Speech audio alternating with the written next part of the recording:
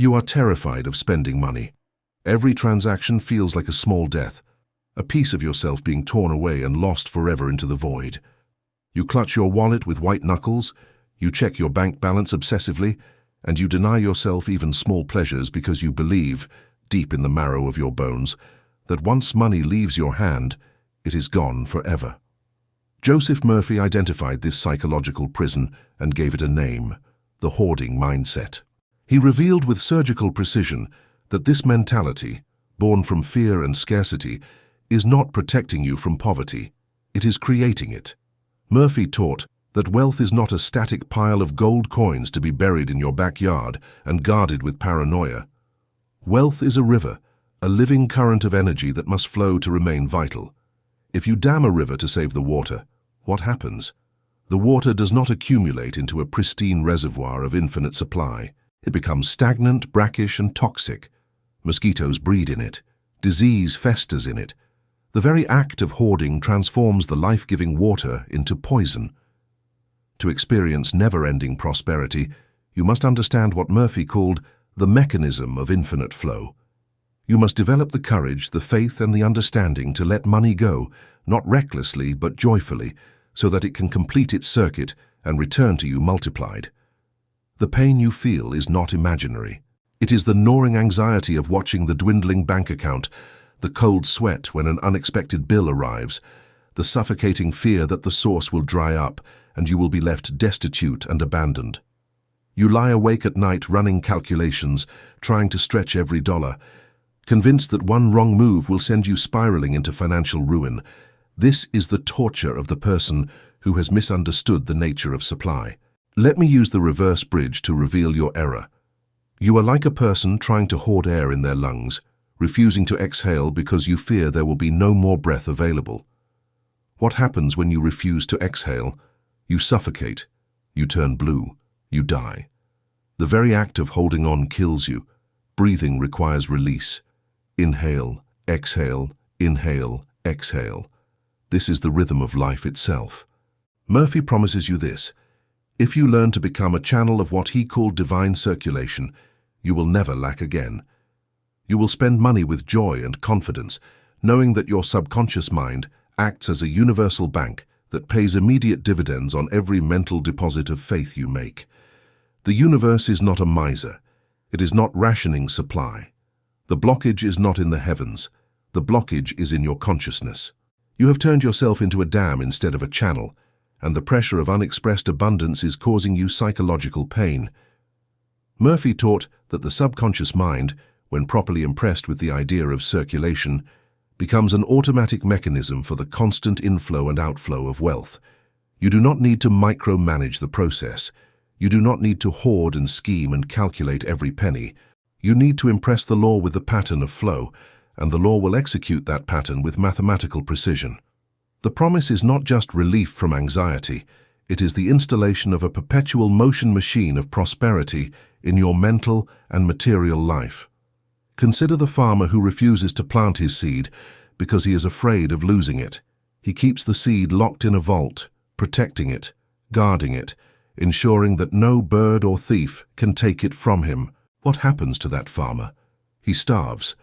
The seed, which contains infinite potential for multiplication, rots in the darkness of his fear. But the farmer who understands the law takes the seed and casts it into the ground. He lets it go. He buries it in the earth, apparently losing it forever. And what happens? The seed dies, cracks open, and from its death springs a stalk that produces 100 seeds. This is the law of circulation. Murphy revealed that money operates on the exact same principle. You must be willing to plant it, to spend it, to release it, to let it die in your hand, so that it can be resurrected in the fertile soil of the universal subconscious and return to you as a harvest. In this video, we are going to learn what Murphy called the flow protocol, the precise mental techniques that will transform your life from a stagnant pond into a rushing river of ceaseless abundance. You will learn the specific words to say when you spend money, the exact mental images to hold when you pay a bill, and the identity you must adopt to become what Murphy called a distributor of wealth. This is not theory. This is not philosophy. This is operational instruction for reprogramming the subconscious mind to become an engine of infinite circulation. You will learn to spend with the confidence of a king who knows that his treasury is connected to an inexhaustible mine. You will learn to give with the joy of a person who has discovered that generosity is not subtraction, it is multiplication. But I must warn you, there is a specific mental poison that most people unknowingly consume every single day, and it instantly shuts off their valve of supply. Murphy called it the silent condemnation. It is a thought pattern so subtle, so socially acceptable, so deeply embedded in our culture that you probably engage in it multiple times per day without realizing you are sabotaging yourself. When you see someone else succeeding, driving a luxury car, living in a beautiful home, enjoying financial freedom, what is your immediate instinctive reaction? If there is even a flicker of resentment, even a whisper of criticism, even a mental comment of they must have cheated or filthy rich people, you have just administered poison to your own prosperity. I will expose this blockage in part 4, and I will give you the antidote that Murphy himself prescribed. Right now, as an act of breaking the dam, I want you to type in the comments below, "I am in the flow." This is not a superstition. This is a command to your subconscious mind. You are declaring your intention to become a channel, not a dam. You are announcing to the universe that you are ready to participate in the great circulation. Type it now, "I am in the flow." And if you are serious about entering the river of gold, subscribe to this channel. Every video on sacred logic is a coordinate in the blueprint of your transformation. Do not hoard these teachings by watching passively. Circulate them, share them, let them flow through you, and they will return to you as wisdom, as opportunity, as tangible wealth. Let us begin. Joseph Murphy's central teaching on prosperity can be summarized in a phrase that most people misunderstand: the tide of opulence. To grasp this concept with the precision it demands, you must first understand what a tide actually is. A tide is not random, it is not capricious. It is the mathematical result of gravitational forces exerted by the moon and the sun upon the ocean. Twice each day the water advances up the shore, and twice each day it retreats. The ocean does not panic when the tide goes out. The ocean does not convene an emergency meeting of its waves and say, "We are losing water. We must hoard what remains." The ocean remains perfectly calm because it knows, with the certainty of law, that the tide will return. The recession is not a loss, it is half of a cycle. Murphy taught that money operates on the exact same principle of rhythm and cycle. Money is not a fixed quantity that you must guard. Money is a symbol of energy, and energy must move.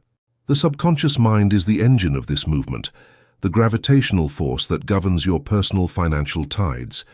If you trust the engine, if you impress upon your subconscious the law of circulation rather than the fear of loss, you do not worry when your bank account temporarily decreases. You do not panic when you pay a bill or make a purchase. You understand that you are simply experiencing the outgoing tide, and the incoming tide is already on its way. The fuel gauge in your car goes down as you drive, but you do not sit on the side of the road weeping over the lost gasoline. You know that you can refill the tank. Murphy revealed that your subconscious, when properly programmed, makes the refill automatic. You do not need to beg for money. You do not need to scheme and manipulate for money. You need to become conscious of the law of circulation, and the law will do the work. The word opulence itself contains a hidden instruction. It comes from the Latin ops, meaning wealth or resources, and it implies not just abundance but flowing abundance, the kind of wealth that pours forth like water from a fountain. Murphy used this term deliberately to contrast with the poverty mindset, which views wealth as scarce, limited, and requiring desperate preservation. Opulence is the state of consciousness that knows there is always more. The opulent mind does not count coins. It does not measure and ration and worry. It spends freely not because it is foolish, but because it has perceived the underlying law. What flows out must flow back in, and it flows back in greater measure than it flowed out. Consider the mechanics of the tide more deeply. When the tide retreats, it does not take the ocean with it. The ocean remains. What you see receding on the beach is simply the temporary repositioning of water. The mass of the ocean has not diminished. In fact, while the tide is going out on your beach, it is simultaneously coming in on another beach halfway around the world. This is the law of compensation that Ralph Waldo Emerson articulated and that Murphy applied specifically to money. When money flows out of your hand, it is not disappearing into nothingness. It is flowing to someone else, and simultaneously, by the law of mental equivalence, money is flowing toward you from another source. The universe is not a closed system with a fixed amount of currency. The universe is an open system with infinite creative potential. Murphy taught that your subconscious mind has access to this infinite potential. Your subconscious is not limited by your current salary, your current bank balance, or your current circumstances. Your subconscious is connected to what he called the infinite intelligence, the creative source that produces everything from nothing. When you impress your subconscious with the idea of circulation, when you give it the mental image of money flowing to you and through you in endless waves, your subconscious goes to work to make that image a reality. It will arrange circumstances, create opportunities, guide you to the right people, and open doors that you did not even know existed. But it can only do this if you give it the correct pattern. If you give it the pattern of hoarding and fear, it will create hoarding and fear.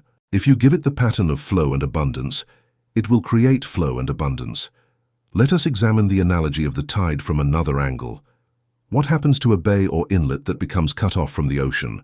What happens when the connection to the larger body of water is severed? The water in that isolated bay becomes stagnant. It stops refreshing. It stops receiving the minerals and nutrients that the ocean provides. Eventually, it becomes a dead zone, incapable of supporting life. This is precisely what happens to your personal economy when you cut yourself off from the flow through fear and hoarding. You become an isolated bay. Your money becomes stagnant. It stops multiplying. It stops attracting more of its kind. You may have money in the bank, but it is dead money, lifeless money, money that is not working for you because you are not working with the law. Murphy was adamant about this point. Wealth is not measured by what you hold. It is measured by what flows through you. A millionaire who hoards and refuses to spend is poorer in consciousness than a person of modest means who spends joyfully and expects increase. The millionaire is building a dam that will eventually crack under the pressure of unexpressed potential. The person of modest means is building a channel that will eventually accommodate rivers of gold. The universe rewards circulation, not accumulation. It rewards trust, not fear. It rewards the person who understands that they are not the source, but the conduit. Think of the tide one more time. The moon does not ask the ocean's permission to create the tide. The moon does not need the ocean's belief or faith or positive attitude. The moon simply exerts its gravitational pull, and the tide happens automatically, mechanically, lawfully. Murphy taught that the subconscious mind operates with the same mechanical certainty. When you impress it with the idea of circulation, it does not debate with you. It does not require motivation. It simply executes the pattern you have given it. This is why Murphy insisted that you do not need to feel prosperous to become prosperous. You need to think prosperously. You need to give your subconscious the blueprint of flow, and it will construct the corresponding reality with the precision of an architect following a plan. The tide never stops. Even in the moment of apparent stillness between high tide and low tide, what is called slack tide, the water is not actually static. It is preparing for the reversal. Currents are shifting. The moon's gravity is exerting its influence. The next tide is being organized at the quantum level. Murphy revealed that the same is true of your financial life.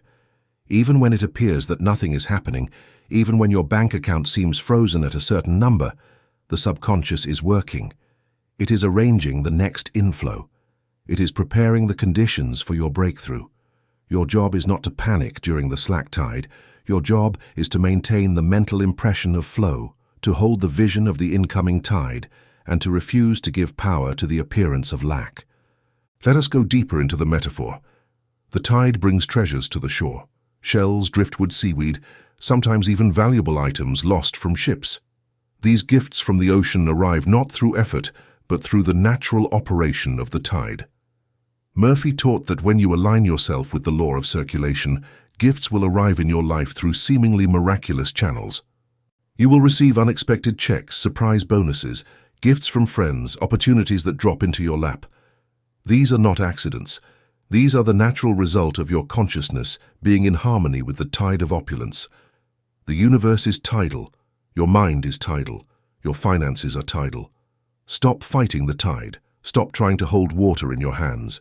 Instead, position yourself on the shore with open arms and receive what the tide brings. Murphy also warned about the danger of misinterpreting the outgoing tide. When you spend money and your balance decreases, your rational mind may scream that you are losing, that you are becoming poorer, that you are heading toward disaster. This is the voice of the conditioned, fear-based ego. Murphy taught you to silence that voice with knowledge of the law.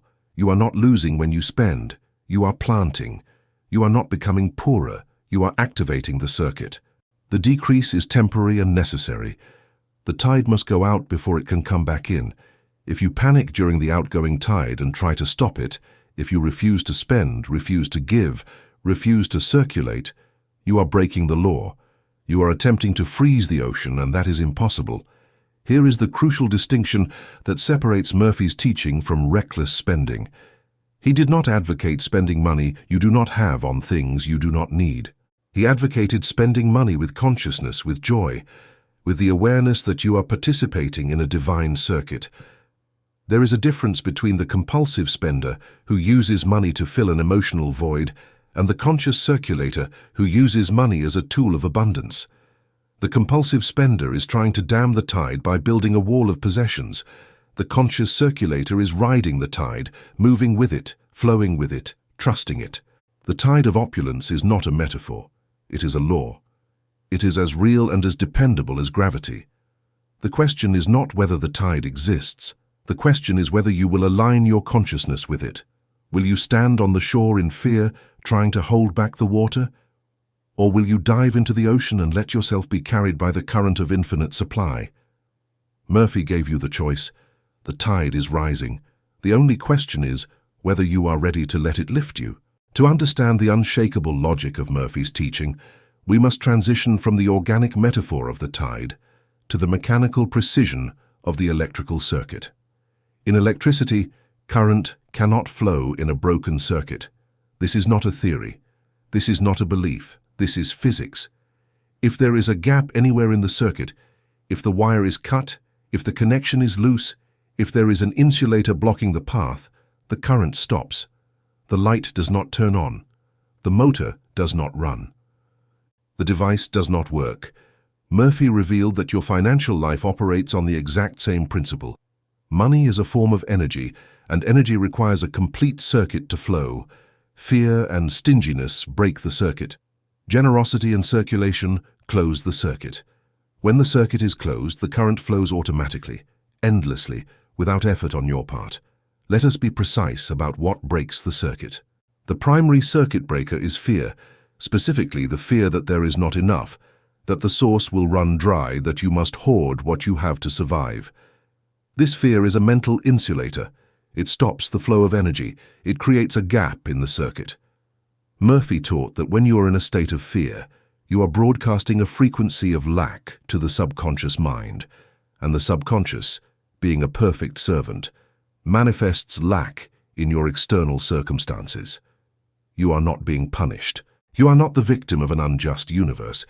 You are simply experiencing the lawful result of a broken circuit. Fear is the broken wire. The second circuit breaker is stinginess, which is fear in action. Stinginess is the refusal to spend, the refusal to give, the refusal to let money circulate. It is the clenched fist, the closed hand, the tightened grip. Stinginess says, I will not let this go because I may never get more. Murphy identified this as a command to the subconscious that you are disconnected from the source. If you were truly connected to an infinite supply, you would have no need to hoard. The very act of hoarding is a confession of unbelief.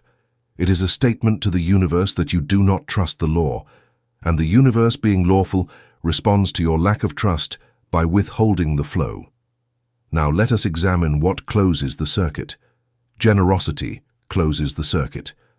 When you give, whether it is money, time, attention, or love, You are affirming to the subconscious that you are connected to an abundant source. You are demonstrating faith in the law of circulation. You are proving that you believe the tide will return. Generosity is the completed connection. It allows the current to flow. Murphy taught that the universe interprets generosity as a sign of your readiness to handle greater flows of energy. If you can joyfully release $10, the universe knows it can trust you with 100. If you can joyfully release 100, it knows it can trust you with 1,000. Your generosity is your credential. It is your proof of consciousness. Circulation closes the circuit. Every time you spend money, not hoarding it, not hiding it, not letting it sit dead in an account, you are moving energy through the system. You are keeping the circuit active. Murphy used the analogy of a water pump. If you never use a pump, it seizes up, the seals dry out, the mechanism corrodes. But if you use the pump regularly, it stays lubricated, it stays functional, it stays ready. Your financial life is the same. If you never circulate money, your prosperity mechanism seizes up. But if you circulate money regularly, even in small amounts, you keep the mechanism active and responsive. Here is the revolutionary insight that Murphy provided. You are not the source of the money. You are the wire. This distinction is critical. A wire does not generate electricity. A wire does not create voltage. A wire simply conducts the electricity from the generator to the appliance. If the wire is open, clear, and properly connected, electricity flows through it in unlimited quantity. The wire never worries about running out of electricity because the wire is not the source. As long as the generator is running, and in Murphy's system, the generator is the infinite intelligence which never stops running, the electricity is always available. This means that your job is not to create wealth. Your job is to stay open. Your job is to remain a clear, unobstructed channel. Fear, stinginess, resentment, and condemnation are all forms of resistance in the wire. They heat up the wire. They create friction. They impede the flow. Murphy taught that when you remove these mental resistances, the current of prosperity flows through you with such force that it manifests as what appears to be miraculous abundance. But it is not a miracle. It is law. It is the natural result of a closed circuit and a clear channel. Consider the implications of this for your daily life. When you pay your rent or mortgage, you have a choice. You can pay it with resentment, feeling that the money is being taken from you, feeling like a victim. In that moment, you are breaking the circuit. You are introducing resistance into the wire. Or you can pay it with the consciousness that you are circulating energy, that you are blessing the landlord or the bank, that you are participating in the great flow. In that moment, you are closing the circuit. You are reducing resistance. The subconscious does not care about the amount of money involved. It cares about the consciousness with which you handle money. Murphy gave a specific instruction for this. Every time you spend money, bless it. Bless the person receiving it. Bless the exchange. By blessing, you are affirming that this transaction is good, that it is part of the divine circulation, that it is contributing to the flow of energy in the universe. Blessing is the mental act of closing the circuit. Cursing, complaining about the cost, resenting the payment, feeling like you are losing, is the mental act of breaking the circuit. The choice is yours, and the universe responds to your choice with mathematical precision. Let us go deeper into the nature of the wire. A wire does not own the electricity that flows through it. The electricity enters the wire and exits the wire continuously. The wire never accumulates electricity. If you tried to store electricity in a wire, you would create a short circuit and a fire. The wire's function is to conduct, not to hoard. Murphy revealed that you are designed to function exactly like a wire. You are designed to receive money and release money in a continuous flow. When you try to hoard money, when you try to accumulate it out of fear, you create a short circuit in your consciousness. You create psychological and even physical disease. The pressure of unexpressed abundance will find an outlet, and often that outlet is anxiety, insomnia, health problems, or relationship conflicts. The high-voltage current of the divine economy is always available. It is pressing against your consciousness right now, in this moment, seeking an outlet. The question is whether your circuit is open or closed. If you are in a state of fear, criticism, resentment, or stinginess, your circuit is open and the current cannot flow. If you are in a state of faith, generosity, gratitude, and joyful circulation, your circuit is closed and the current flows through you in torrents. Murphy taught that you do not need to increase the voltage. You do not need to beg God or the universe to give you more. You need to close your circuit by aligning your consciousness with the law of flow. Here is a critical technical point. The circuit must have both an input and an output. If you only receive and never give, the circuit is not complete. If you only give and never receive, the circuit is not complete. Both must be present. Murphy taught that some people are generous givers but terrible receivers. They feel guilty accepting gifts. They deflect compliments. They refuse help. This is just as much a broken circuit as hoarding. You must be willing to receive with grace and gratitude, knowing that when you receive, you are allowing someone else to complete their circuit. When you refuse a gift, you are breaking the circuit for the giver. True generosity includes the willingness to be blessed. The wire never worries about the capacity of the generator. The generator is infinite. The generator is the subconscious mind connected to infinite intelligence, and it never runs out of power. The limitation is never in the source. The limitation is always in the wire, in your consciousness, in your beliefs, in your willingness to remain open. Murphy promised that if you will maintain the consciousness of a clear, open wire, the infinite intelligence will pour through you such abundance that you will become a beacon of prosperity, a living demonstration of the law, and an inspiration to everyone around you. The mental state required to activate the mechanism of infinite flow is what Joseph Murphy called the consciousness of the joyful spender. This is not permission to be reckless, impulsive, or financially irresponsible.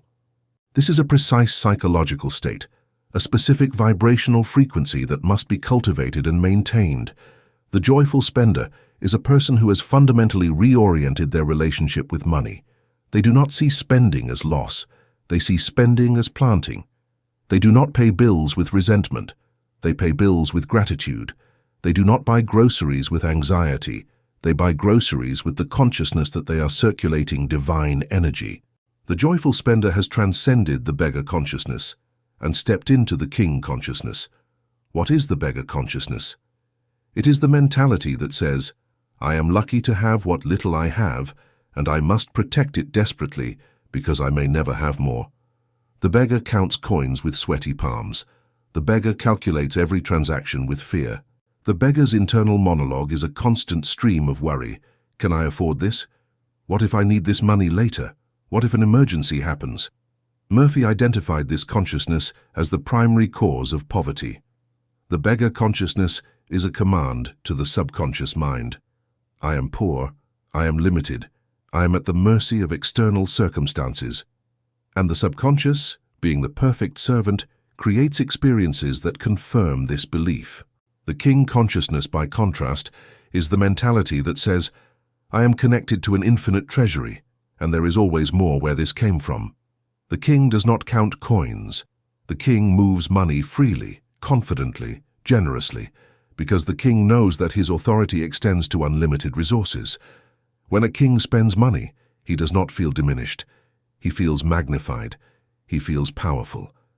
He feels that he is exercising his royal function, which is to distribute wealth and create value in his kingdom.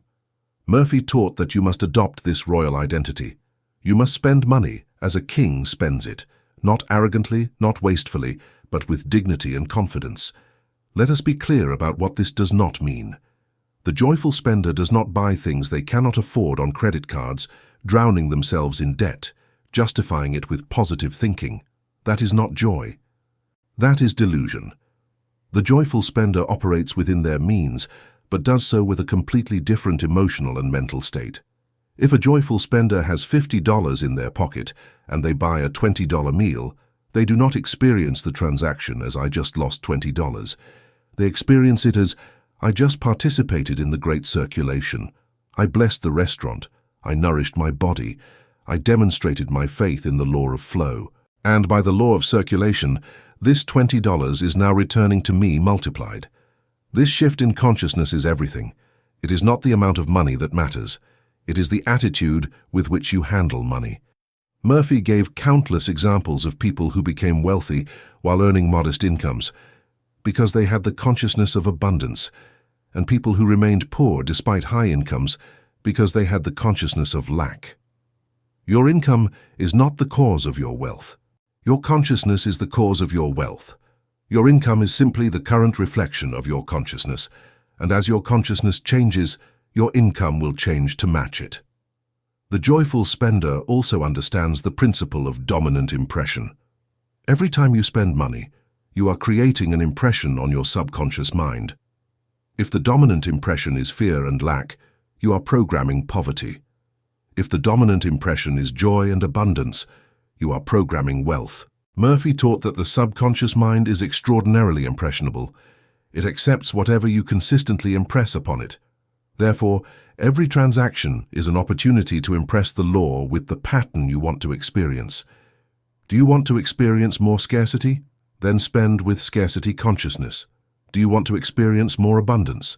Then spend with abundance consciousness. Let us examine a practical example.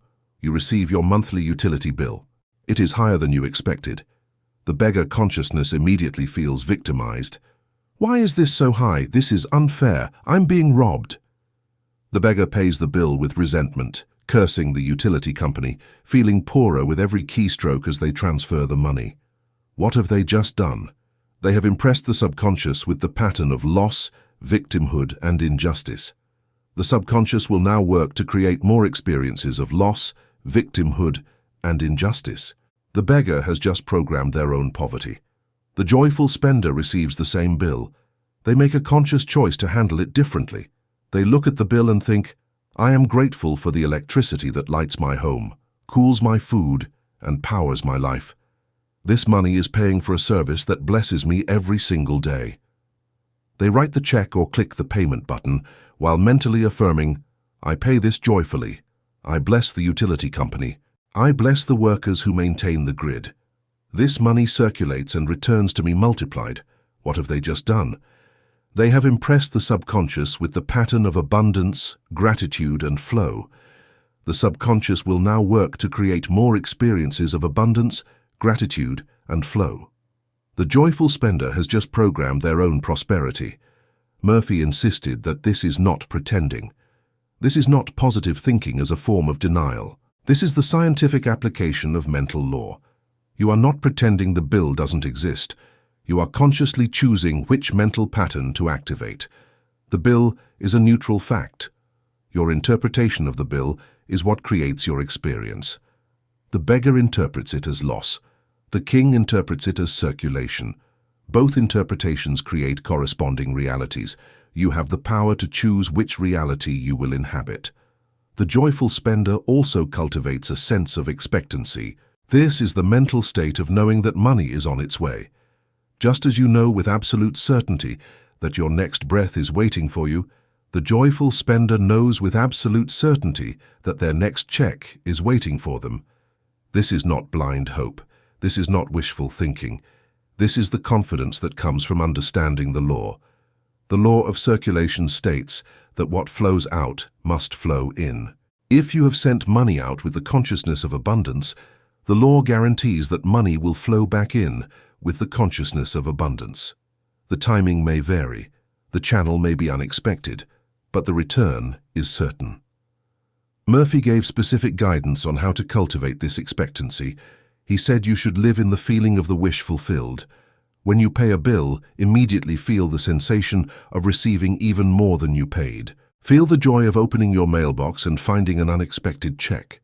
Feel the thrill of your boss announcing a raise. Feel the satisfaction of a client saying yes to your proposal. Murphy taught that the subconscious mind cannot distinguish between an imagined experience and a real experience. If you vividly imagine the feeling of receiving, the subconscious accepts that as an instruction and goes to work to create the corresponding reality. This brings us to the identity shift that must occur. You must begin to see yourself as a distributor of wealth. This is your new role. This is your new function. The universe needs people through whom it can channel abundance. The universe is looking for wires that are open, clear, and willing to carry high voltage. If you prove yourself to be such a wire, If you demonstrate through your joyful circulation that you can handle the flow without hoarding, without fear, without resentment, the universe will increase the flow through you. This is not favoritism. This is law. The universe does not waste energy on closed circuits. It pours energy through open circuits. Think of it this way. If you owned a business and you had 2 employees, one who hoarded the inventory and refused to sell it, and another who moved the inventory quickly and joyfully, generating sales and creating cash flow, which employee would you give more inventory to? The answer is obvious. You would give more to the one who proves they can circulate it. Murphy taught that the universe operates on the same logic. Prove that you can circulate $10 joyfully, and the universe will give you 100. Prove that you can circulate 100 joyfully, and the universe will give you 1,000. The test is always in your handling of what you have now. The joyful spender does not wait for wealth to arrive before adopting the consciousness of wealth. That is backwards causation. Consciousness is the cause, wealth is the effect. You do not become joyful because you are wealthy. You become wealthy because you are joyful. You do not start circulating money after you have $1 million. You start circulating money now with whatever you have, and the $1 million comes as a result of your established pattern of circulation. Murphy was adamant about this. Start where you are. Use what you have. The law does not care about the amount. The law cares about the pattern. Let me give you a final critical instruction for this mental preparation phase. You must guard your thoughts vigilantly, especially in the moment of transaction. When you're about to spend money, notice what thoughts arise. If you notice fear, resentment, regret, or anxiety, stop. Do not proceed with the transaction in that state. Take a moment. Breathe. Reorient your consciousness. Remind yourself of the law. Say to yourself, this is not loss. This is circulation. I am a channel of infinite supply. I release this money with joy, and I know it returns to me multiplied. Only when you have achieved that state of consciousness should you complete the transaction. This is mental discipline. This is consciousness training. This is how you reprogram the subconscious from poverty to prosperity. The consciousness of the joyful spender is not something you achieve once and then forget about. It is a practice. It is a daily, moment-by-moment choice. Every time you touch money, you have an opportunity to reinforce the pattern of flow or the pattern of fear. Choose flow. Choose joy. Choose kingship. And watch as the universe responds to your choice by opening the floodgates of infinite supply. Now we arrive at the operational protocol, the step-by-step procedure that Joseph Murphy provided for transforming every financial transaction into a prayer, a command, and a circuit-closing act of power. This is the Flow Mantra Protocol, and it consists of 3 distinct steps that must be executed in sequence every single time you spend money. This is not optional. This is not for special occasions. This is your new default operating system for handling money. Each step has a specific function and a specific result. Master these 3 steps, and you will experience a transformation in your financial life that will appear miraculous to those who do not understand the law. Step 1. The blessing, also known as the exhale. Every single time you pay a bill, make a purchase, give a tip, or transfer money in any way, you must consciously bless the transaction and bless the person receiving the money. This is non-negotiable. The moment the money leaves your hand or your account, you say mentally or aloud, I release this with joy, and it blesses the receiver. What are you doing in this moment? You are changing the vibrational signature of the transaction from loss to circulation. You are reframing the event. The surface appearance is that you are losing money. The deeper reality is that you are circulating energy. By blessing the receiver, you are affirming that this transaction is good for both parties. You are affirming that value is being exchanged, not stolen. You are affirming that this money is going forth to do good work in the world. Murphy taught that the word bless carries tremendous power because it implies approval, enhancement, and divine favor. When you bless something, you are pouring positive energy into it. When you bless the person receiving your money, you are ensuring that the transaction is not tainted with resentment or negativity. Resentment is a toxin. It poisons the circuit. It creates a psychic debt that the universe must balance, and it balances it by creating more experiences worthy of resentment in your life. But when you bless, you create a gift. You create a flow of positive energy, and what you send out returns to you. This is not morality, this is physics. This is the law of mental equivalence. The exhale metaphor is critical. Breathing requires exhalation. You cannot inhale if your lungs are full. You must empty them first. Murphy revealed that financial inflow requires outflow. You cannot receive if you are clenched and full of fear. You must release first, but you must release with the right consciousness. If you release while holding your breath in panic, you are not truly exhaling. You are gasping. The blessing step is the conscious, relaxed, complete exhalation. It is the release of the money with the full confidence that the inhale, the return, is guaranteed by the rhythm of the law. Let us be specific about the internal experience of this step.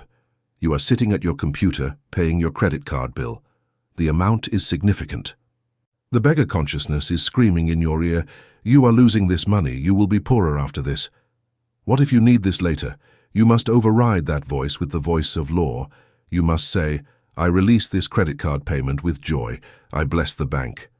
I bless the system that allowed me to make purchases. I am grateful for the credit that was extended to me. This money circulates and blesses all involved. I am not losing. I am flowing." As you say these words, you should feel your chest relax. You should feel the grip of fear loosen. This is the sign that you are correctly executing the exhale. Step 2. The command, also known as the imprint. Immediately after you have blessed the transaction and released the money, you must impress a specific command upon your subconscious mind. This is the moment of programming. This is when you install the new pattern. Murphy provided a specific formula, and I am going to give it to you exactly as he stated it. You say, either mentally or aloud, "Money is constantly circulating in my life. It flows to me in avalanches of abundance. I use it for good, and I release it with joy, knowing it returns to me multiplied." Read that formula again, memorize it. Burn it into your consciousness. This is not poetry. This is code. This is the programming language of the subconscious mind. Let us decode the formula. Money is constantly circulating in my life. This is a declaration of the law of flow. You are stating as a fact that money is not static in your experience. It is moving. It is coming and going. It is cycling. By stating this, you are impressing the pattern of circulation. It flows to me in avalanches of abundance. This is a declaration of magnitude and ease. Avalanches are unstoppable. Avalanches are massive. Avalanches do not trickle, they pour. You are commanding the subconscious to create experiences of large, sudden, overwhelming inflows of wealth. I use it for good. This is a statement of integrity. You are affirming that you are not greedy, not selfish, not destructive. You are a force for good in the world, and money in your hands is used constructively. This removes any subconscious guilt about having money. I release it with joy. This is the affirmation of the joyful spender consciousness. You are programming yourself to feel positive emotion when money leaves your hand. This is the opposite of the poverty consciousness, which feels negative emotion when money leaves. Knowing it returns to me multiplied. This is the declaration of faith in the law. You are stating that the return is certain. You are not hoping, you are not wishing, you are knowing. And you are not just expecting the same amount back. You are expecting more. Multiplication is the promise of the law. The seed planted returns as a stalk with many seeds. The money released returns as a flow with many dollars. The reason this step is called the imprint is because you are literally impressing a pattern onto the subconscious mind. Think of the subconscious as soft wax. Whatever pattern you press into it will harden and become the mold for your experience. If you press the pattern of fear and scarcity into the wax, your experiences will be cast from that mold. If you press the pattern of abundance and circulation into the wax, your experiences will be cast from that mold. Murphy taught that repetition is the key to effective impressing. You cannot say this formula once and expect permanent results. You must say it every single time you spend money. With each repetition, the pattern is pressed deeper into the wax. With each repetition, the mold becomes more defined. With each repetition, The subconscious accepts the pattern more completely. Here is a critical technical point. You must say this formula immediately after spending, not later. The moment of transaction is the moment of maximum impressionability. In that moment, your mind is focused on money. The subconscious is already activated and paying attention. If you wait until later to say the formula, the moment has passed. The subconscious has already recorded the transaction with whatever emotion you felt in the moment. If you felt fear in the moment and try to correct it an hour later, you are trying to overwrite an existing impression, which is much harder than creating a fresh impression. The protocol is spend, bless, command, in that order, in immediate sequence. Step 3, the certainty, also known as the inhale. After you have spoken the command and impressed the pattern, you must now feel the sensation of the return. This is not visualizing future events. This is feeling present certainty. Murphy taught that feeling is the secret. Thoughts without feeling do not move the subconscious. Feelings without thoughts are chaotic and directionless. But thoughts combined with feelings create a command that the subconscious cannot resist. In this step, you are cultivating the feeling of security, of expectation, of knowing that your next check is already on its way to you. How do you generate this feeling? Murphy gave a simple instruction. Compare it to breathing. You have just exhaled. You have just spent the money. You have just blessed it and commanded its return. Now do you worry that your next breath will not come? Do you panic after exhaling, thinking, what if there is no more air? What if my lungs can never fill again? No, you do not think about it at all. You simply relax and the inhale happens automatically. You know with absolute, unquestioned certainty that your lungs will fill again. This is the exact feeling you must cultivate about money. Feel that your next inflow of money is as certain as your next breath. You do not need to know when it will come. You do not need to know how it will come. You do not need to know from whom it will come. You simply know that it will come. This is certainty. This is faith based on law. This is not blind belief. This is the confidence that comes from understanding how the universe operates. The law of circulation guarantees the return. Your job is not to make the return happen. Your job is to know that it will happen and to remain in the feeling of that knowing. Murphy taught that this feeling of certainty actually accelerates the manifestation. When you are in a state of anxious wondering, will it come? When will it come?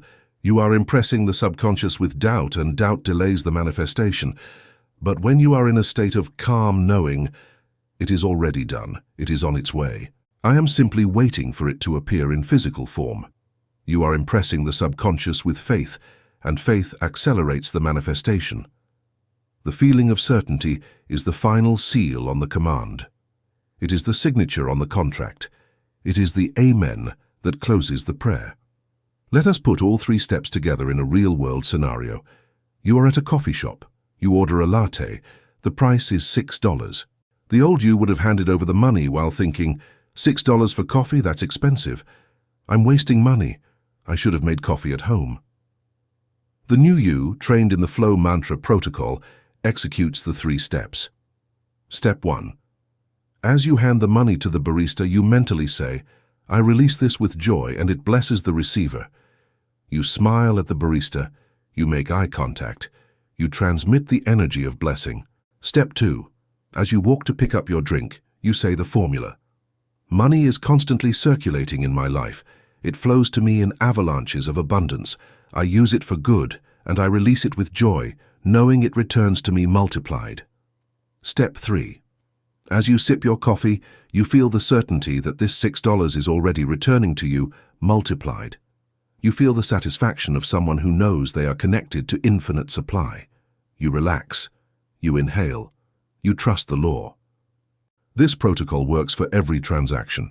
Paying rent, buying groceries, giving to charity, paying a mechanic, purchasing a gift, investing in a course. Every single time money leaves your hand, you run the protocol. At first, it will require conscious effort. You will forget.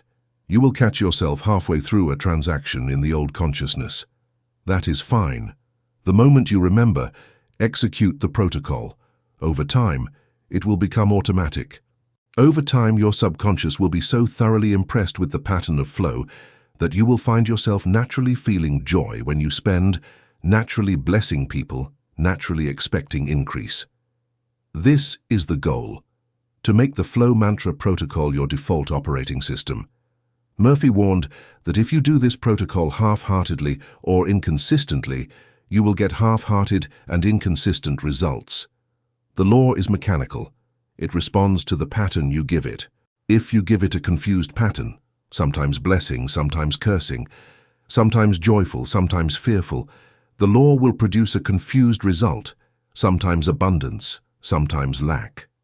But if you give it a consistent pattern, always blessing, always commanding, always certain, the law will produce a consistent result, always abundance, always increase, always flow. The choice is yours, and the responsibility is yours.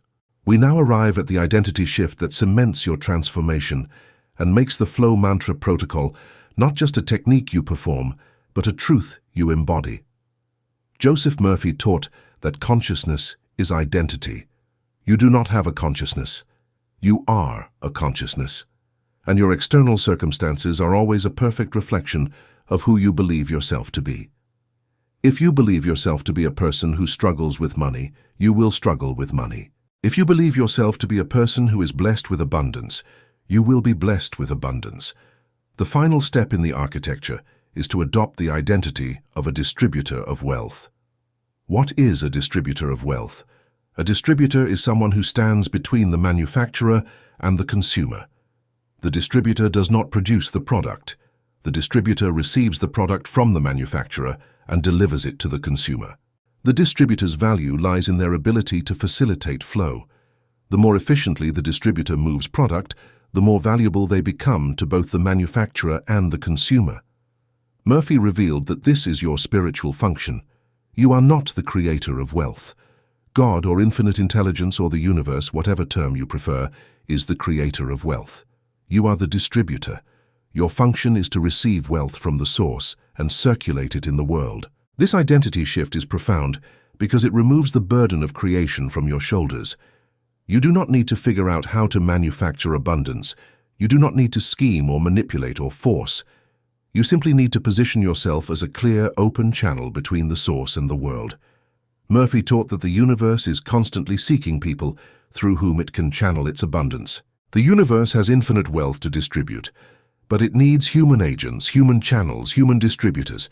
If you will accept this role, if you will perform this function with joy and faithfulness, the universe will pour through you such abundance that you will become a living fountain of prosperity. The key quality of a successful distributor is reliability.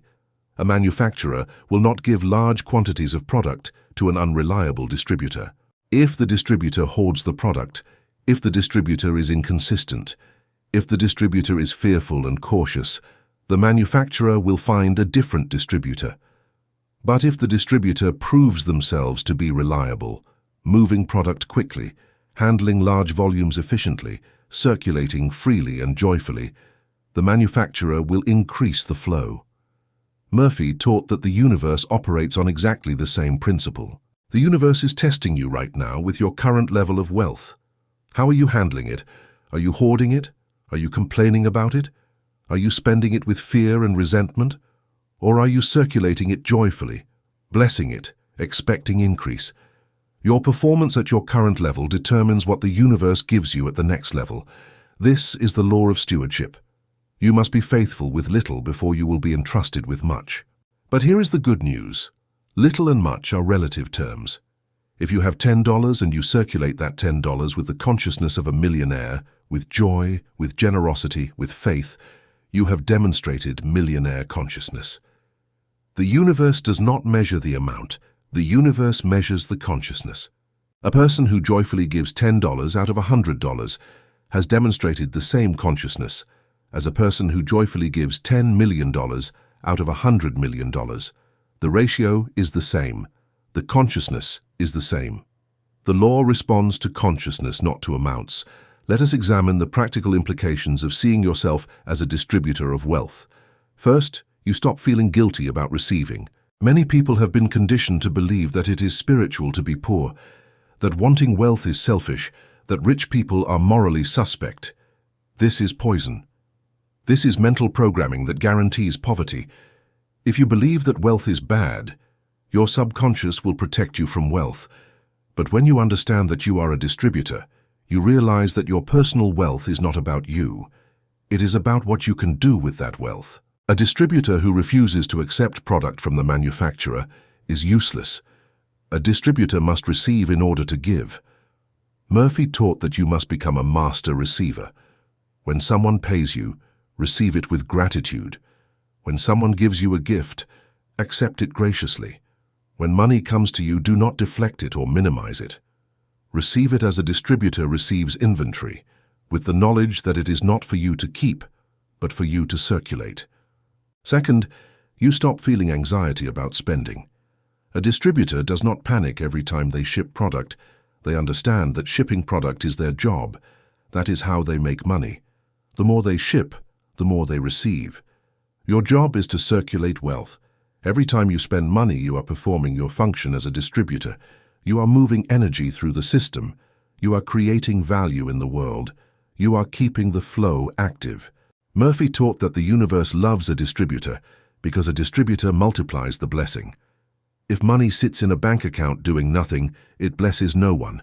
But if money circulates, buying food, paying workers, supporting businesses, funding education, contributing to charities, it blesses everyone it touches.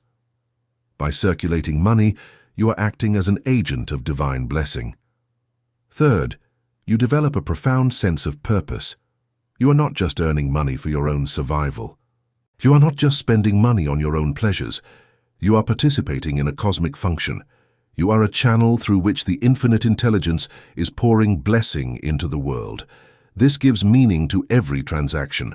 The coffee you buy is not just caffeine. It is your participation in the economy of blessing. The tip you give to the server is not just generosity. It is your function as a distributor of divine abundance. The bill you pay to the utility company is not just an obligation. It is your circulation of energy that keeps the system flowing. Murphy taught that when you see every financial act as a sacred act, as a spiritual function, you infuse your entire financial life with power. Here is a specific practice Murphy recommended. Every morning, declare your identity as a distributor of wealth. Stand before a mirror if possible, look yourself in the eye, and say, "I am a distributor of infinite wealth. The universe pours abundance through me. I receive with gratitude and I give with joy. I'm a channel of blessing. Money flows to me and through me in ever-increasing measure. I handle wealth with wisdom and faith. I am a distributor, and the universe trusts me with greater and greater flows of abundance." Say this every morning. Impress it upon your subconscious. Make it your identity. Murphy taught that what you declare with conviction, you will become. The final aspect of this identity is that you begin to see opportunities to circulate everywhere. You begin to look for ways to spend, to give, to invest, to circulate. This is not compulsive spending. This is conscious circulation. You see a street musician playing beautiful music, and instead of walking past, you drop money in their case, blessing them and blessing the circulation.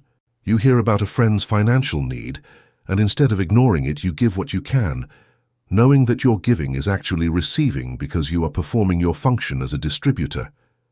You find a cause that resonates with you, and instead of saying, "I can't afford to give," you give anyway, affirming that you are a channel of blessing. Murphy warned against the trap of becoming a bottleneck distributor. A bottleneck distributor is someone who receives but does not give, creating a backup in the system. If you receive money but refuse to spend it, refuse to give it, refuse to circulate it, you are creating a bottleneck.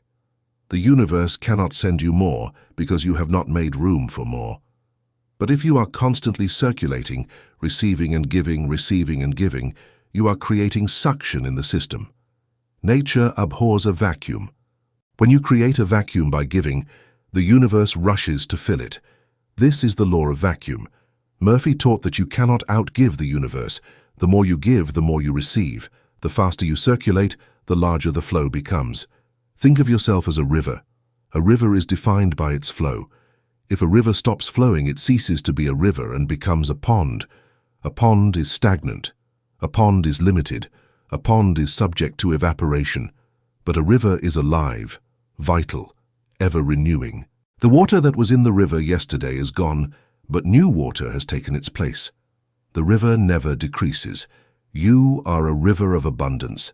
Your job is not to hold the water. Your job is to let the water flow through you. And as you do, you discover that the flow never stops, the supply never runs out, and you become a source of life and blessing to everyone downstream. We must now examine the fatal mistakes that break the circuit and shut down the flow of prosperity. Joseph Murphy identified several common mental poisons that people unknowingly consume, sabotaging their own abundance. These are not random errors.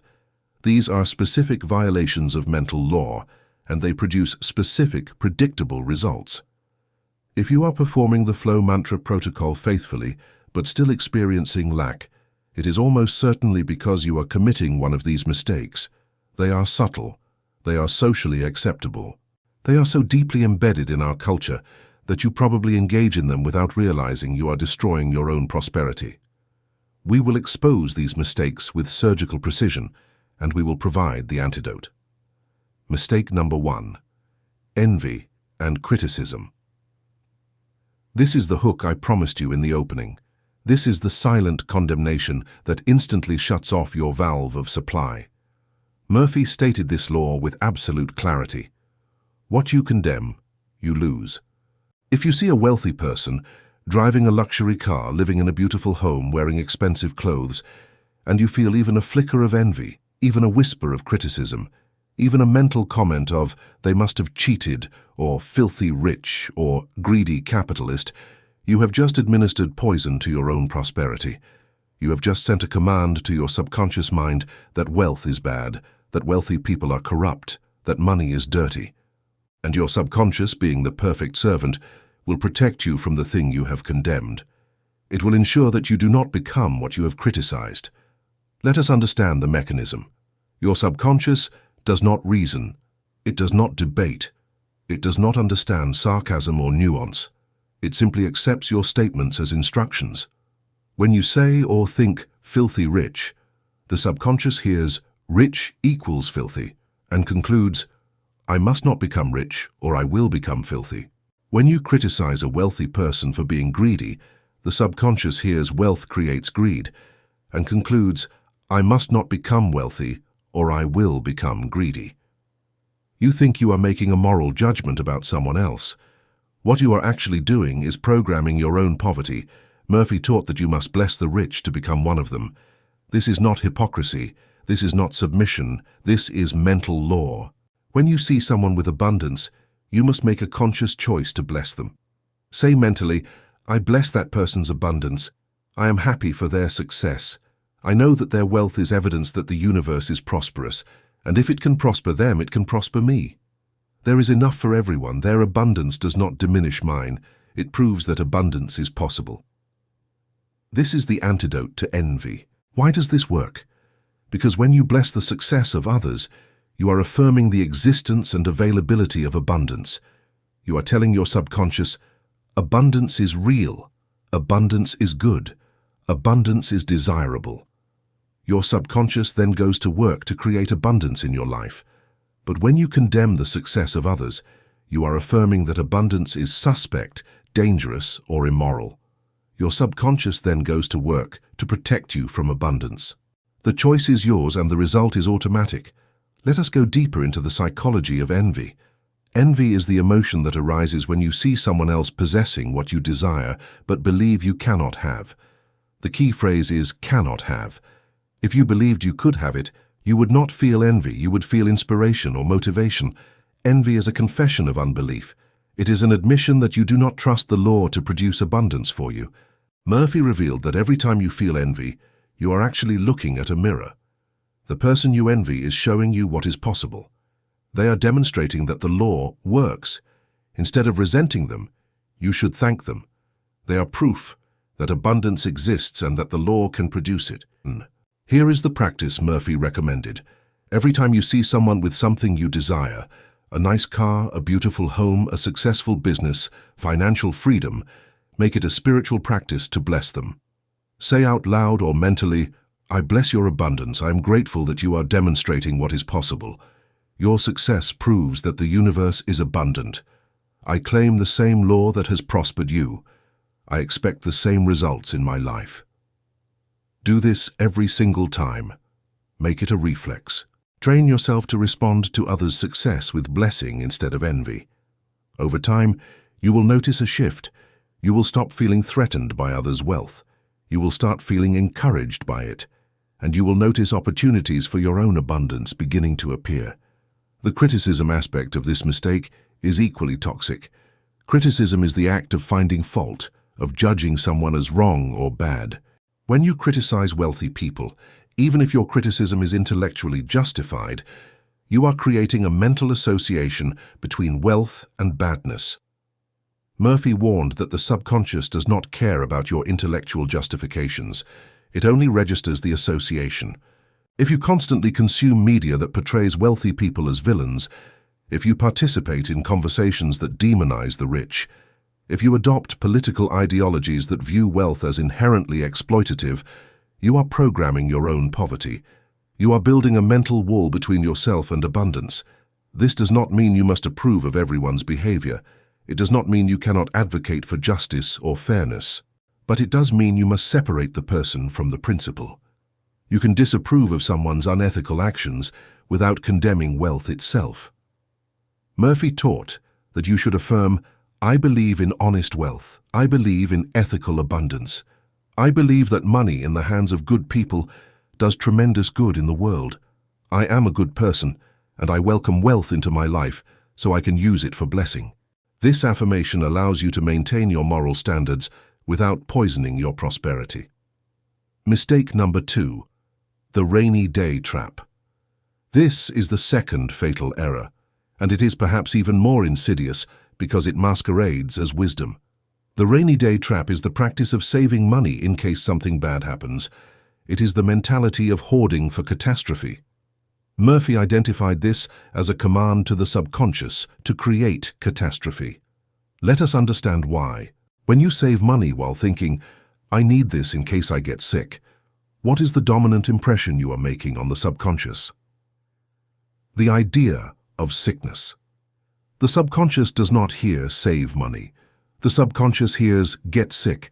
It accepts I will get sick as an instruction and goes to work to create illness so that you can use the money you have saved.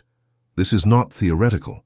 Murphy documented countless cases of people who saved money for emergencies and then experienced those exact emergencies. A woman saves money in case the car breaks down, and within a month, the car breaks down. A man saves money in case I lose my job, and within 6 months he is laid off. They think they are being responsible. What they are actually doing is using the law against themselves. They are programming their own misfortune through the very act of preparing for it. The solution is not to refuse to save. The solution is to save with the right consciousness. Murphy taught that you should save for opportunity, never for disaster. You should think, I am building a fund for unexpected opportunities. When a great investment appears, I will have the capital ready. When a chance to expand my business arises, I will have the resources available. When an opportunity to travel or learn presents itself, I will have the means to seize it. Do you see the difference? In the first case, you are expecting bad things and programming your subconscious to create them. In the second case, you are expecting good things and programming your subconscious to create them. The amount of money saved is the same. The effect on your life is completely opposite. Murphy gave a specific instruction. Never use the word emergency when referring to your savings. Call it your opportunity fund, or your abundance reserve, or your freedom account. Words matter. Words are the paintbrushes with which you paint your future. If you repeatedly call it an emergency fund, you are repeatedly impressing your subconscious with the concept of emergency, and the subconscious will dutifully create emergencies. But if you call it an opportunity fund, you are impressing the subconscious with the concept of opportunity, and the subconscious will dutifully create opportunities. This principle extends to insurance. Murphy did not oppose insurance, He opposed the consciousness with which people buy insurance. If you buy health insurance, while obsessively thinking about all the diseases you might get, you are using the law to create disease. If you buy car insurance while imagining all the accidents you might have, you are using the law to create accidents. But if you buy insurance with the attitude of, "This is a wise precaution, and I expect never to need it, but I handle it responsibly," you maintain a consciousness of health and safety while still being practically responsible. The key is expectation. What are you expecting? Are you expecting disaster or opportunity? Your subconscious is always listening to your expectations and working to fulfill them. Murphy taught that you should live in the expectation of good. You should expect health, safety, prosperity, and pleasant surprises. You should save money, yes, but save it with joy and anticipation of how you will use it for positive purposes. When you shift your expectations from negative to positive, you shift your entire experience of reality. Now we arrive at the master's tips, the refined wisdom that Joseph Murphy distilled from decades of teaching and from his own direct experience with the law of abundance. These are not beginner techniques. These are advanced insights for those who have understood the basics and are ready to operate at a higher level of consciousness. The first and most important tip is encapsulated in Murphy's famous command. You are here to lead the abundant life. Make friends with money, and you will always have a surplus. What does it mean to make friends with money? It means to develop a positive, warm, affectionate relationship with money. Most people have a troubled relationship with money. They resent it when it leaves. They anxiety about whether it will come. They feel guilty when they have it. They feel envious when others have it. This is not friendship. This is a dysfunctional, codependent, abusive relationship. Murphy taught that money is a symbol of energy, and like any energy, it responds to how you treat it. If you treat money with respect, gratitude, and affection, it will respond by flowing more easily into your life. If you treat money with fear, resentment, and contempt, it will avoid you. How do you make friends with money practically? First, handle physical money with respect. When you receive cash, do not crumple it. Do not throw it carelessly in your pocket or purse. Smooth it out. Keep it organized. Treat it the way you would treat something precious that belongs to a dear friend. Murphy taught that this physical respect for money creates a psychological impression of value. When you treat money as valuable, your subconscious registers money as valuable, and it works to bring you more of it. When you treat money as trash, your subconscious registers money as trash, and it allows it to slip away from you. Second, speak positively about money. Never say, "I can't afford that," or "money is tight," or "I'm broke." These statements are commands to your subconscious. Instead, even if your current finances are limited, say, "I am choosing not to purchase that right now," or "I am prioritizing other things," or "I am in the process of increasing my income." Murphy was adamant that you must never, under any circumstances, declare poverty over yourself. Every time you say, "I'm broke," you are impressing poverty on your subconscious. Every time you say, "I can't afford it," you are commanding lack. Third, spend time each day consciously appreciating money.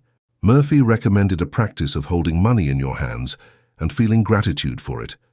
Take a bill or a coin, hold it, look at it, and say, "Thank you for the freedom you represent. Thank you for the energy you carry. Thank you for the blessing you can create. I appreciate you."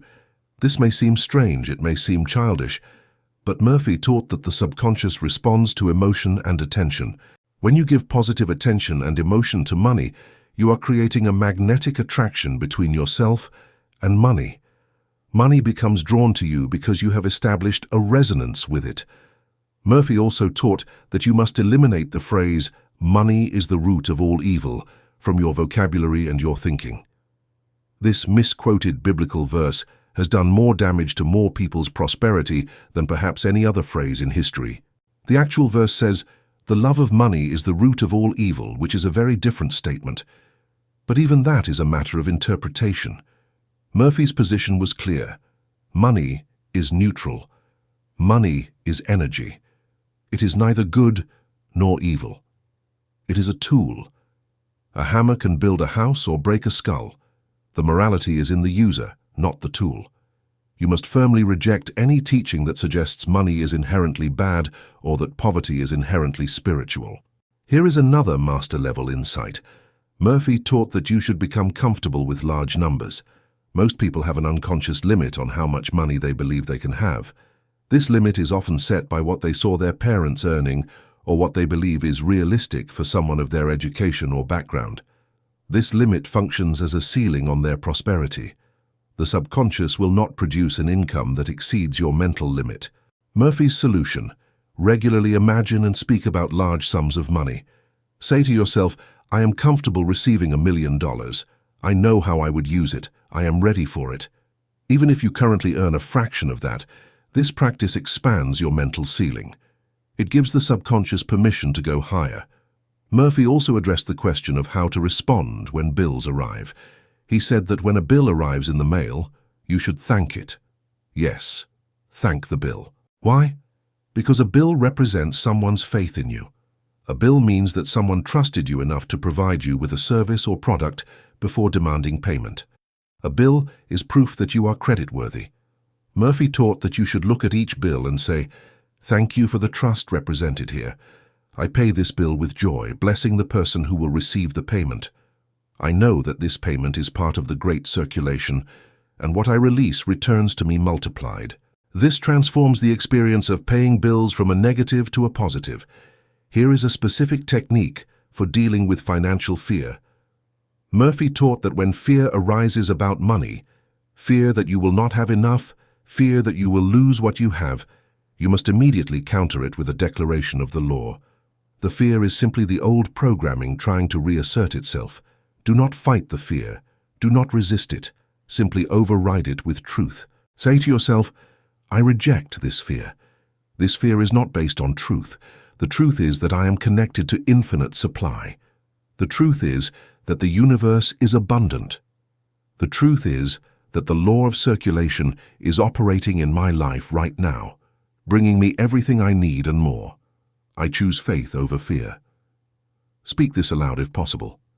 The act of speaking gives the words additional power. Murphy also gave guidance on how to handle debt. He said that if you have debt, you must not resent it or feel victimized by it. You must see debt as part of your current circulation, not as a burden, but as a responsibility you are cheerfully meeting. As you make debt payments, use the flow mantra protocol. Bless the payment. Affirm circulation. Feel certainty of increase. Murphy promised that when you change your consciousness about debt from resentment to responsible circulation, you will find that the debt is paid off faster than you thought possible, and opportunities for increased income will arise to make the payments easier. Finally, Murphy taught the principle of tithing, or systematic giving. He recommended that you give a percentage of your income. He suggested 10%, but even 1% is a good start, to a source of spiritual nourishment. This could be a church, a charity, a teacher, or any person or organization that feeds your soul. The purpose of tithing is not to appease God or earn favor. The purpose is psychological. Tithing is a declaration to your subconscious that you are abundant enough to give. It is a refusal to operate from scarcity. It is a demonstration of faith in the law. Murphy said that people who tithe consistently are opening a channel for even greater abundance, because they have proven to the universe that they can handle the flow without hoarding. To validate Joseph Murphy's teaching on the mechanism of infinite flow, we must now connect his spiritual insights to the hard science of economics. What Murphy taught as metaphysical law, economists have discovered as economic law. The specific principle is called the velocity of money, and it is one of the foundational concepts in macroeconomics. Understanding this principle will give you unshakable confidence that Murphy's flow protocol is not wishful thinking or mystical nonsense. It is the accurate description of how economic systems actually function. The velocity of money is the rate at which money changes hands in an economy. It measures how many times, on average, a single dollar is used to purchase goods and services within a given time period. Here is the critical insight. A healthy economy depends entirely on high velocity. If money circulates rapidly, the economy expands, jobs are created, businesses flourish, and prosperity increases. But if money circulates slowly or not at all, the economy contracts, jobs are lost, businesses fail, and depression sets in. The Great Depression of the 1930s was not caused by a lack of money. There was plenty of physical currency in existence. It was caused by a dramatic decrease in the velocity of money. People became afraid. They stopped spending. They hoarded their cash. Businesses had no customers, so they laid off workers. Workers had no income, so they spent even less. The velocity dropped to nearly zero, and the entire economy collapsed. Now consider what Murphy taught, that your personal financial life operates on the same principle as the macroeconomy. You are a microeconomy. If you circulate money rapidly, spending, giving, investing with joy and confidence, your personal economy expands. Opportunities arise, income increases, wealth accumulates. But if you circulate money slowly, or not at all, hoarding, refusing to spend, gripping every penny in fear, your personal economy contracts. Opportunities dry up. Income stagnates. Wealth eludes you. Murphy applied the law of velocity to individual consciousness, and in doing so, he gave you the key to personal prosperity. Let us examine the mathematics to understand why velocity creates value. Imagine an economy with only 5 people and $100 in total. If that $100 sits in one person's pocket for an entire year, the economy has conducted $100 worth of transactions. But if that same $100 changes hands 20 times during the year, each person buying and selling from each other, the economy has conducted $2,000 worth of transactions. The amount of physical currency has not changed, but the velocity has transformed $100 into $2,000 of economic activity. This is not an illusion. This is real value creation through circulation. Murphy understood this intuitively. He taught that when you circulate money, you are not just moving your money. You are creating value in the entire system. When you buy from a local business, you give that business the money to pay their employees. Those employees then spend that money at other businesses. Those businesses pay their employees, who spend at yet more businesses. $100 spent by you can create $500 or $1,000 of economic activity as it circulates through the community.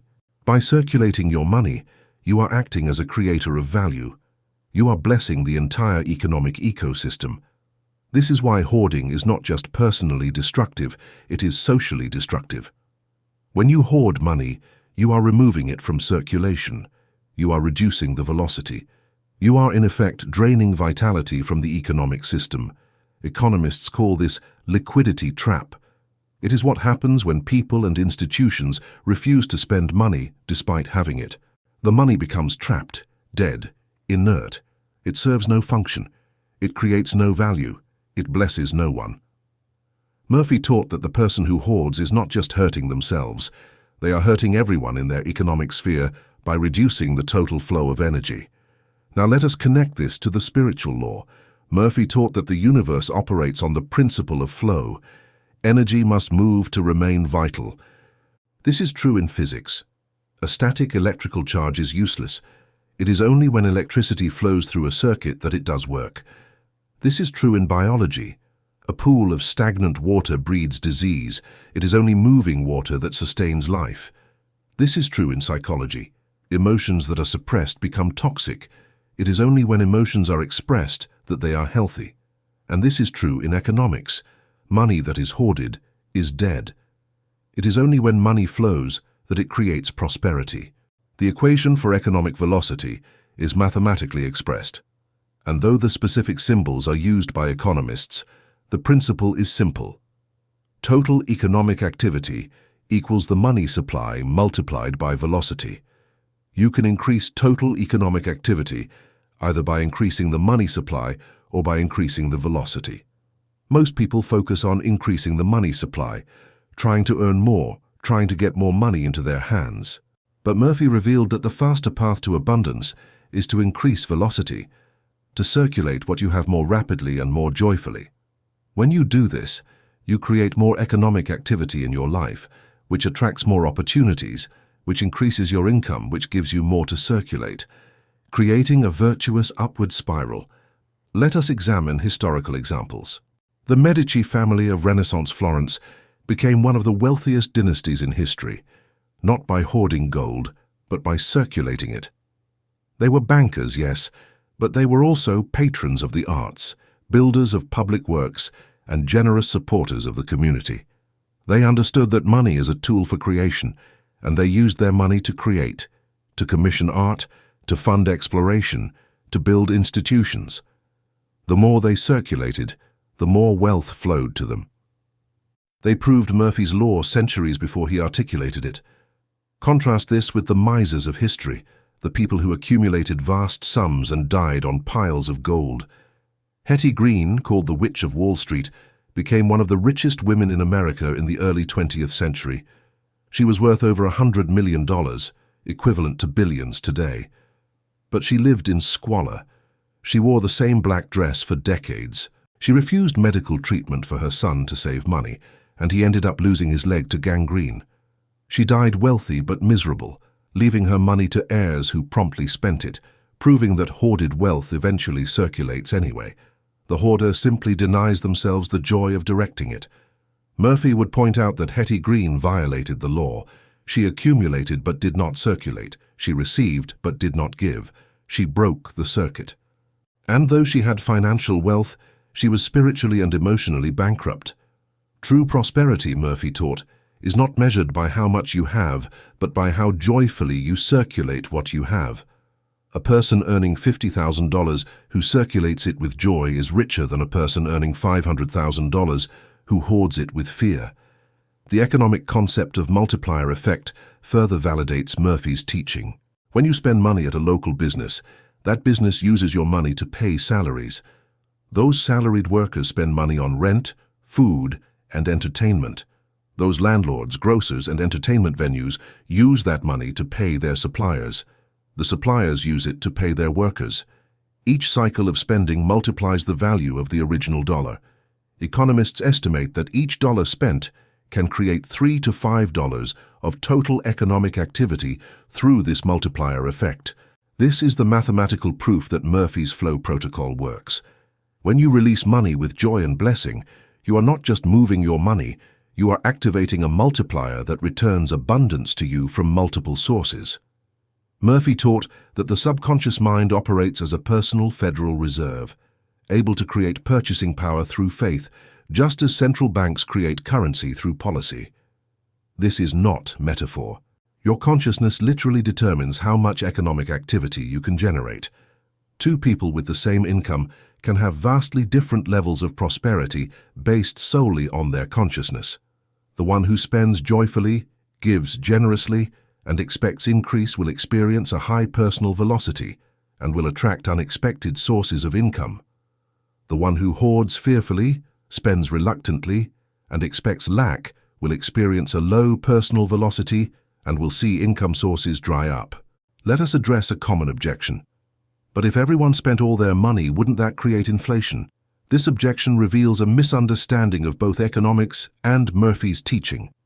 Murphy never advocated reckless spending beyond your means. He advocated joyful circulation within your means.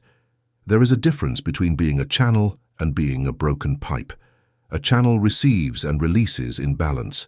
A broken pipe simply leaks. Murphy's flow protocol maintains the balance. You spend, yes, but you spend with the consciousness that creates return. You give, yes, but you give with the faith that activates increase. This is balanced circulation, not reckless dissipation. Moreover, inflation is caused by increasing money supply faster than economic productivity, not by increased velocity. In fact, increased velocity without increased money supply tends to increase productivity and wealth without inflation. When money circulates rapidly, businesses have more customers, which incentivizes them to increase production. Increased production creates real wealth, more goods and services available to more people. This is the opposite of inflation. This is the creation of genuine prosperity. The final economic validation of Murphy's teaching comes from the phenomenon of economic confidence. Economists know that confidence is the primary driver of economic expansion or contraction. When consumers are confident, they spend.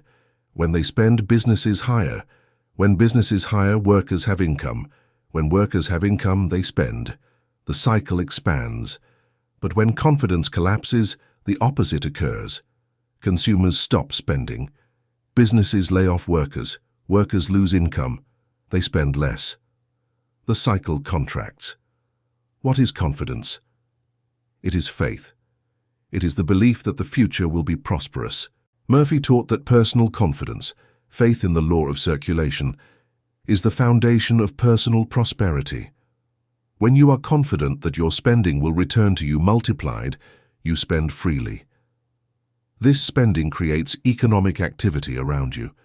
That activity creates opportunities for you. Those opportunities increase your income. Your increased income validates your confidence, creating a virtuous spiral. Therefore, the economic science of velocity, multiplier effect, and confidence all validate Murphy's spiritual teaching. He was not teaching superstition. He was teaching law, economic law expressed in spiritual language. When you practice the flow protocol, you are not engaging in magical thinking. You are aligning yourself with the fundamental principles that govern how value is created in any economic system. You are becoming a high-velocity agent of prosperity, and the universe, which is nothing but the sum total of all economic interactions, must respond to your high velocity by flowing more resources through you. Now let us examine a specific anecdote that Joseph Murphy used to illustrate the practical application of these principles. This is not a fairy tale. This is a documented case from Murphy's counseling practice, and it perfectly demonstrates how the shift from hoarding consciousness to flow consciousness creates tangible, measurable results in physical reality. The subject was a middle-aged man whom we will call Robert. Robert came to Murphy in a state of financial anxiety. He had a small business that was barely surviving. He worked long hours, worried constantly, and lived in fear of bankruptcy.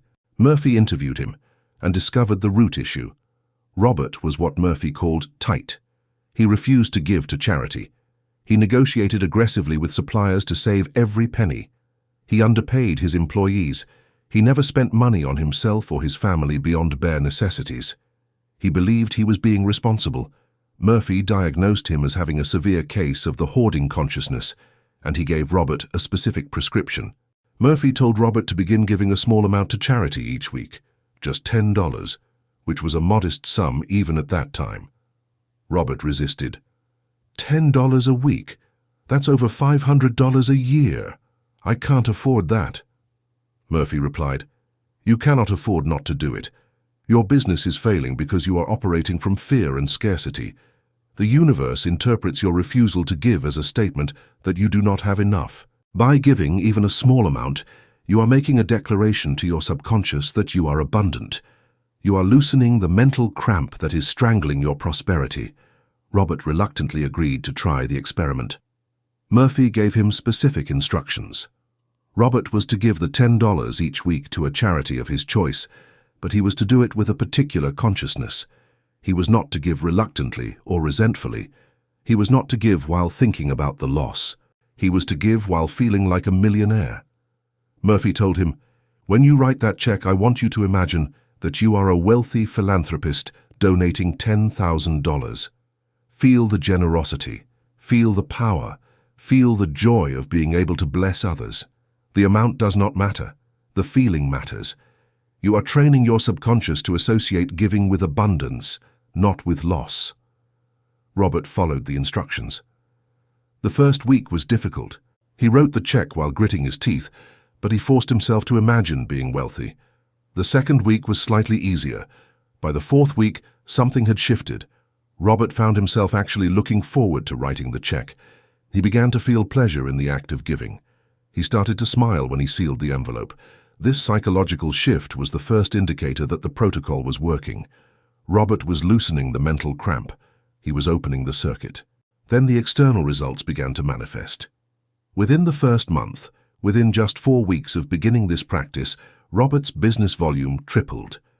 He received 3 large orders from new clients who seemed to appear out of nowhere. One client had gotten Robert's name from a friend. Another had found him through a random internet search. The third had been referred by a previous customer who had not ordered in years. From Murphy's perspective, these were not coincidences. These were the lawful result of Robert's changed consciousness.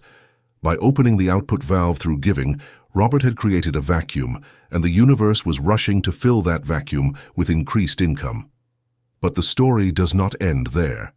As Robert's income increased, Murphy advised him to increase his giving proportionally. If he was earning more, he should circulate more. Robert did this. He increased his charitable giving to $20 per week, then $50, then $100. And with each increase in his giving, his income increased even more. Within 1 year, Robert's business income had increased by 400%. He went from barely surviving to genuinely prosperous. He was able to hire additional employees. He was able to give his existing employees raises, which improved morale and productivity. He was able to invest in better equipment, which improved the quality of his products. The virtuous spiral was fully activated. Murphy used Robert's case to illustrate several key principles. First, the amount given is less important than the consciousness with which it is given. Robert started with just $10, an amount that seemed insignificant. But because he gave it with the consciousness of abundance, the subconscious accepted it as a command of abundance. Second, the act of giving loosens the mental cramp of fear. Robert had been holding on so tightly that he had cut off his own circulation. The discipline of regular giving forced him to let go, and that act of letting go opened the channel. Third, the results can be rapid. Robert saw a tripling of income within 1 month. The law does not procrastinate. When you change the cause, your consciousness, the effect changes immediately. Murphy also pointed out what Robert did not do. Robert did not give $10 to charity and then sit back passively waiting for a miracle.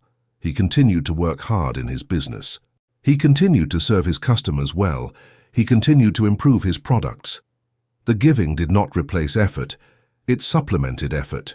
The giving changed his energy, his attitude, his presence. Clients sensed something different about him. He was more relaxed, more confident, more generous in his dealings. This made him more attractive to do business with. The metaphysical cause, his changed consciousness, produced the physical effect, increased business, but the mechanism was lawful, not magical. Another critical detail. Murphy had Robert give to a charity, not to Murphy or to the church Murphy pastored. Murphy was adamant that giving should not be manipulative. You do not give to get. You give to demonstrate. You are not trying to bribe God or the universe. You are demonstrating to your own subconscious that you are abundant. The recipient of your giving is simply the vehicle through which you make your demonstration. Choose a recipient that resonates with you, that you can bless with genuine warmth and give with no strings attached. This is pure giving, and pure giving activates pure return. Murphy followed Robert's case for several years. Robert maintained his practice of proportional giving. He continued to prosper. He eventually expanded to multiple locations. He became a significant philanthropist in his community, giving away tens of thousands of dollars annually to various causes. And the more he gave, the more he received. Murphy used Robert as a living proof that the law works, that the flow protocol is not theory but operational fact. This anecdote encapsulates the entire teaching. Start where you are. Give what you can, even if it seems small, but give with the consciousness of abundance, not the consciousness of loss. Feel like a king, not like a beggar. By doing this, you impress your subconscious with the pattern of abundance. The subconscious then creates circumstances, new clients, unexpected opportunities, creative ideas that manifest as increased income. The increase gives you more to circulate. The increased circulation deepens the pattern. The pattern becomes your permanent reality. This is how you transform your financial life. This is how you enter the infinite flow. We have journeyed through the architecture of abundance, from the stagnant pond of hoarding consciousness to the rushing river of infinite flow. Now we must synthesize this knowledge into a unified understanding of power. Joseph Murphy's central revelation is this: security does not come from what you hold. Security comes from your connection to the flow. This is the revolution in consciousness that most people never achieve. They spend their entire lives trying to accumulate a large enough pile of money that they will finally feel safe. But that day never comes. There is never enough. The pile is never large enough. The bank account never has enough zeros. The fear never disappears because they are seeking security in the wrong place. Security is not found in the size of your savings account. Security is found in your unshakable faith in the law of circulation. When you know, truly know, not just intellectually but in the marrow of your bones, that the universe is an infinite source, that the law is dependable, that circulation guarantees return, you are secure. You are secure even if your bank account is temporarily low. You are secure even if you are between jobs. You are secure even if you face unexpected expenses, because you know that the flow never stops. You know that the tide always returns. You know that you are not the source but the channel, and as long as you keep the channel open, supply is guaranteed. Consider the contrast between two people facing the same financial circumstance. Both have lost their jobs. Both have limited savings. The first person, operating from poverty consciousness, panics. They clench, they stop spending. They worry obsessively. They live in fear. What happens? Their energy contracts. Their creativity shuts down. They become desperate and unattractive to potential employers. Their fear broadcasts itself and repels opportunity. They spiral downward. The second person, operating from abundance consciousness, remains calm. They affirm their connection to infinite supply. They continue to circulate what they have. They give to charity, knowing that giving opens the channel. They spend money on their job search, professional resume services, networking events, new interview clothes, with the confidence that this spending is an investment that will return multiplied. What happens? Their energy expands. Their creativity activates. They become magnetic to opportunity. Employers sense their confidence. Opportunities appear. They spiral upward. The difference between these two people is not in their circumstances. The circumstances are identical. The difference is in their consciousness. One is trying to save their way to security. The other is flowing their way to security. Murphy taught that the second approach is not just psychologically healthier, it is metaphysically correct. It aligns with how the universe actually operates. The universe does not reward hoarding. The universe rewards faith expressed as circulation. This is why Murphy insisted that you must maintain the flow protocol especially during times of apparent lack. This is when it matters most. This is when you prove to the universe that you understand the law. Anyone can circulate money when they have an abundance, but the person who circulates money when they have little demonstrates master-level consciousness. They are saying to the universe, I do not judge reality by appearances. I do not let circumstances dictate my consciousness. I know the law, and I operate by law, regardless of what my bank balance shows. This kind of faith moves mountains. This kind of faith commands the universe to respond. Murphy also taught that true power comes from being a source rather than a reservoir. A reservoir holds water, it stores it, it protects it. But a reservoir is always worried about drought. A reservoir is always calculating how long the water will last. A reservoir lives in fear of running dry. But a source is connected to an underground aquifer that never runs dry. A source pours forth water continuously, endlessly, without fear or calculation. The source knows that it is not the origin of the water, it is merely the outlet. Murphy revealed that you are designed to function as a source, not as a reservoir. When you try to function as a reservoir, when you try to hold and store and protect, you violate your design and create suffering. But when you function as a source, when you let abundance flow through you and bless the world, you fulfill your design and create joy. The synthesis of power, then, is this. Abundance is not something you get. Abundance is something you are. You do not become abundant by accumulating. You become abundant by circulating. You do not achieve security by building walls. You achieve security by building channels. You do not find peace by hoarding. You find peace by flowing. This is the ultimate paradigm shift. This is the transformation from human consciousness to divine consciousness. The human believes they must protect themselves against a hostile universe. The divine knows they are extensions of an abundant universe. As we approach the conclusion, I want to speak to you directly, not as a teacher to a student, but as one consciousness to another. You have been living in a prison of your own making.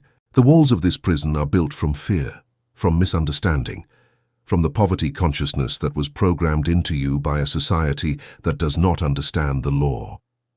Joseph Murphy has given you the key to your cell. The flow protocol is not just a technique, it is your liberation. It is your invitation to step out of the stagnant pond and into the river of infinite abundance. You do not need to build dams anymore. You do not need to guard and protect and worry. You do not need to clutch your money with white knuckles, terrified that if you let go you will fall into the abyss. The abyss is an illusion. Underneath you is not emptiness. It is the infinite ocean of divine abundance. When you let go, you do not fall. You float. You are held. You are supported. The universe is not trying to starve you. The universe is trying to prosper you, but it can only prosper you to the degree that you allow the flow. Think about water in your home. The water company is pumping water to your house constantly. There is infinite supply available. But if you never turn on your faucets because you are afraid the water will run out, you will die of thirst despite being connected to an infinite supply. The problem is not the water company. The problem is not the pipes. The problem is that you have not opened the valve. Murphy is telling you to open the valve. Turn on the faucet. Let the water flow. Yes, it will run down the drain. Yes, you will use it and it will be gone. But there is always more. There is always more. Stop building dams in your consciousness. A dam is a monument to fear. A dam says, I do not trust the river. I must capture and hold this water because I believe the river will stop flowing. But the river never stops. The tide never ceases its rhythm. The circulation is eternal. Your job is not to stop the flow. Your job is to become part of the flow. Your job is to let money flow to you and through you, with the same ease that you let air flow into your lungs and out of your lungs. You are not accumulating air in your body. You are channeling air through your body. Do the same with money. Start building channels. What is a channel? A channel is a clear pathway that allows energy to move efficiently. You build channels by eliminating the blockages, by healing your relationship with money, by blessing instead of envying, by giving instead of hoarding, by spending joyfully instead of resentfully. Every time you execute the flow protocol, you are clearing the channel. Every time you bless someone else's abundance, you are widening the channel. Every time you give with joy, you are deepening the channel. Over time, your channel becomes a river. The river becomes a torrent. The torrent becomes a flood. And you become an unstoppable force of prosperity, blessing everyone and everything you touch. The infinite flow is not somewhere in the future, waiting for you to qualify for it. The infinite flow is right here, right now, pressing against your consciousness, seeking an outlet. You are standing in the river, but you are refusing to get wet because you are wearing armor made of fear. Take off the armor. The fear is not protecting you. The fear is suffocating you. Step into the river. Let it wash over you. Let it carry you. Let it take you to places you never imagined possible. Murphy promised that when you make this shift, when you truly, deeply, completely abandon hoarding consciousness and embrace flow consciousness, your life will transform in ways that will astonish you. Money will come from unexpected sources. Opportunities will appear out of nowhere. Debts will be paid with mysterious ease. Windfalls will drop into your lap. And you will experience a peace and security that has nothing to do with the size of your bank account and everything to do with your unshakable connection to the infinite source. You are not a beggar. You are not a victim. You are not at the mercy of the economy, the job market, or your circumstances. You are a king. You are a queen. You are a sovereign being connected to infinite intelligence and infinite supply. You have within you right now the power to transform your financial life completely. The power is not in your bank account. The power is in your consciousness. Change your consciousness, and your bank account will change automatically.